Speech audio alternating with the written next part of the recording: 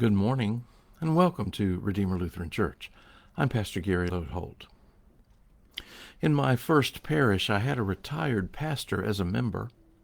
He was an unusual man and had some very old-school views on things, which made for some interesting conversations between the two of us.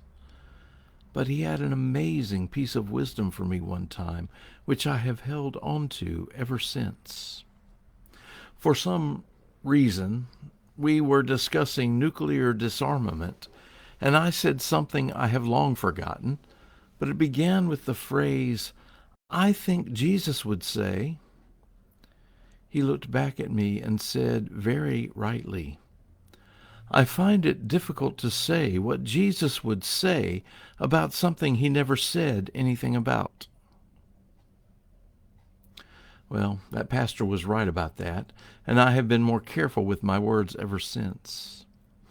Besides that, there is plenty that Jesus said that is difficult enough. Today we want to look at the antithesis about making oaths. Jesus said, "Again you have heard that it was said to those of ancient times, 'You shall not swear falsely, but carry out the vows you have made to the Lord.' But I say to you, do not swear at all, either by heaven, for it is the throne of God, or by the earth, for it is his footstool, or by Jerusalem, for it is the city of the great King. And do not swear by your head, for you cannot make one hair white or black. Let your word be yes, yes, or no, no. Anything more than this comes from the evil one." In our world today, we draw up contracts for our business dealings. In our contracts, everything is supposed to be spelled out where all can see the terms and everything is agreed upon. But how do you do that in an oral culture like Israel's was at the time of Jesus? Oral cultures, where contracts are spoken instead of written, are based on trust.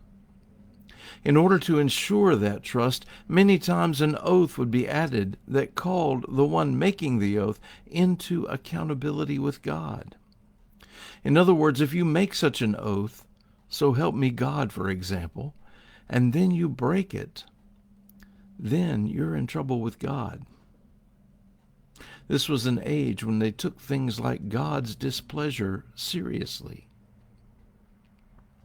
But you know how people are, always looking for an advantage. And since God's name was too holy to speak, people would say, "I swear by heaven," or something like that. Then people looking for loopholes began to ask if those kinds of oaths were really binding, like if you had sworn to God. Is there some maneuvering room there? Jesus is blunt. Tell the truth, and oaths will not be necessary. If you swear by anything, God made it, so it is the same as if you swear before God. If you swear by your own actions, by saying something like, "You can count on me," well, God made you, so it's still the same, and it overlooks human fallibility. We are not perfect, and we are bound to fail. So swearing by yourself or by anything is risky. It is the same as swearing to God, and we are bound to fail. So we are bound to be in trouble with God. In our world today, we are very litigious. We have contracts galore and loopholes hidden in the fine print we hope no one pays attention to. In all this talk about oaths, Jesus isn't referring to testifying in court or marriage promises or things like that. Rather, he's concerned with the holiness of God.